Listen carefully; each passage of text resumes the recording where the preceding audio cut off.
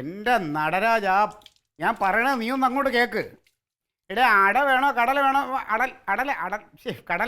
കടല വേണ്ട, അടപ്പായസം മതി. ഓ, സാധനങ്ങളുടെ ലിസ്റ്റെല്ലാം അവിടെ കൊടുത്തിട്ടുണ്ട്.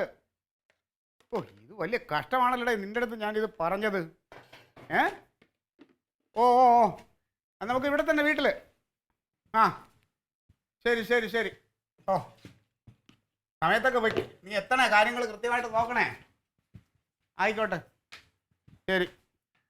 ഓ, ഇവനെയൊക്കെ ഓരോ കാര്യം ഏൽപ്പിച്ചാ തോൽവിയാ തോൽവി. പായസം ഉണ്ടാക്കിണ്ടല്ലേ? പായസം വയ്ക്കണം. അയാളെ മരിച്ചിട്ട് എത്ര ആളായി? അയാളോ? നീ ആരുടെ അയാൾ ഇയാളെന്ന് പറയണേ? വേങ്കമല തങ്കപ്പ സാർ എന്ന് പറഞ്ഞാൽ രാഷ്ട്രീയത്തിലേക്ക് എന്നെ കൊണ്ടുവന്ന ആളാണ്. എൻ്റെ രാഷ്ട്രീയ ഗുരുവാണ്. എൻ്റെ രാഷ്ട്രീയത്തിൽ എൻ്റെ പിതാവാണ്. അയാൾ ഇയാളെന്നൊന്നും വിളിക്കരുതേ. എന്റെ പിതാവല്ലോ. നിന്റെ പിതാവല്ല, സ്വന്തം അഭിന്ദാരം പോലെ അല്ല അയാൾ. സമൂഹത്തിൽ ഒരു വില നിലയുള്ള ഒരാളാണ്. എന്റെ അച്ഛനെ പറഞ്ഞിട്ടുണ്ടെങ്കിൽ നീ പൊടി കളിക്കാതെ. വേഷം കെട്ടെടുക്കണം. തങ്കപ്പ സാർ എന്ന് പറഞ്ഞാൽ എനിക്ക് രാഷ്ട്രീയത്തിൽ ഇറങ്ങുന്ന സമയം സാറിന്റെ കൈപിടിച്ച് എന്നെ രാഷ്ട്രീയത്തിൽ എല്ലാ മുക്കിലും മൂലയിലും കൊണ്ടുപോകുമ്പോഴും സാറ് പറയാറുണ്ടായിരുന്നു, നിനക്ക് പിറക്കാതെ പോയ അച്ഛനാണ് ഞാൻ ക്ലീറ്റോ.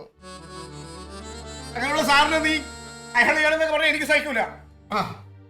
എന്നിട്ട് എന്താ പരിപാടി? പായസം വെക്കുന്നുണ്ട് സാറിന്റെ ഓർമ്മയ്ക്കായിട്ട്. ആ ഉരുളിയൊക്കെ എടുത്ത് കഴുകി വെക്കണം. ഇവിടത്തെ ഉരുളിയോ?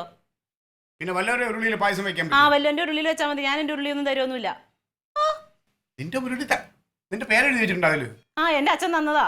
ഓ, നിന്റെ അച്ഛൻ തന്നോണ്ടായാലും പായസം വെച്ചാ പിന്നെ അച്ഛനാകും. ഞാൻ കൊണ്ടൊന്ന് പറയിക്കരുത്. നീ ആ ഉരുളി മര്യാദ കഴുകി വെക്കും. എന്തിനു ഇവിടെ കഴുകിയത്? പായസം ഇവിടെ വെച്ചാണ് വെക്കുന്നത്.